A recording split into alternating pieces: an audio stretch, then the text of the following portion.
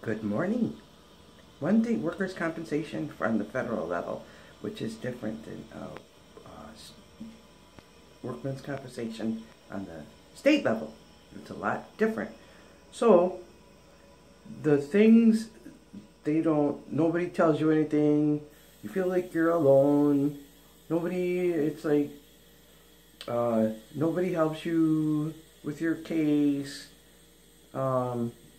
What I found with my case is my initial injury was filed as an occupational injury. And with an occupational injury, you get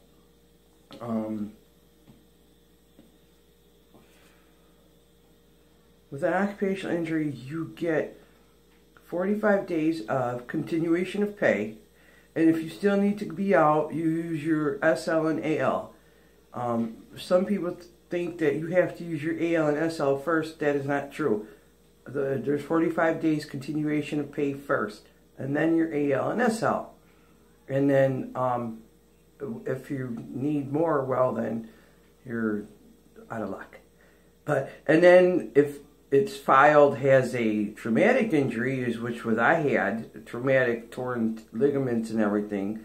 If it's filed correctly with a traumatic injury, you have to define traumatic versus occupational. Occupational is like if you get sick, the flu or something, or whatever. Traumatic is a broken bone or pulled ligaments or anything that requires, it's traumatic. So if it's a traumatic and filed has a traumatic injury, it would be CA. There's CA2 and CA1. Anyway, you would get your continuation of pay, 45 days, and then after your continuation of pay, after 3 days, your workers' compensation check should start if it's filed as correctly. As a traumatic. With my case, it was traumatic. It was filed as an occupational, not a traumatic. So I had to go through a lot of shit to get what I needed. I had to beg for an MRI. It happened in May. I finally got my surgery in October of that year. But that's the gist of it. And they don't tell you, they will not help you. You do not have to use your ANSL first. If it's occupational, wait until after your COP and use it to rest. But if it's traumatic, you don't use it at all. And don't let them tell you you have to. That's just it. They do not tell you anything. You have to figure things out on your own. Then if it's filed as an occupational and you have something traumatic, and they tell you to pay for your own stuff, don't pay. I wouldn't pay because there's no guarantee you're going to get reimbursed. You have to get it reopened, refiled, and it's such a pain in the ass to do that. I called everybody, and I was like a hot-headed Italian. You know how hot-headed Italians get. And I called almost every day. I just couldn't believe that.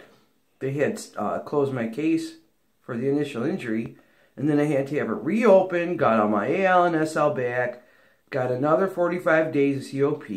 Finally, got the MRI I begged for, which would happen in May. I got the MRI in July, and it showed the 2 tiers. Luckily, because they were like questioning it, they thought it was a pre-existing, because I had pre-existing gout. Luckily, the year before, December the year before, I had an MRI that did not show the tears. Otherwise, they would have said, "Well, I'm lying." So, but the pictures of that knee and everything, no, I was not lying. Why would I lie and not want to go to work when I could go to work and make, what is the lie? Some people do, but I did not, and I needed the surgery. I finally got it. But yeah, so occupational versus traumatic. You need to know what they're filing when they fill out the paperwork after the injury. You make sure. Look it up. Look up FICA. Read FICA. They don't read the law. It seems like we read the law and they don't. Look up the FICA law and look up the difference between occupational and traumatic.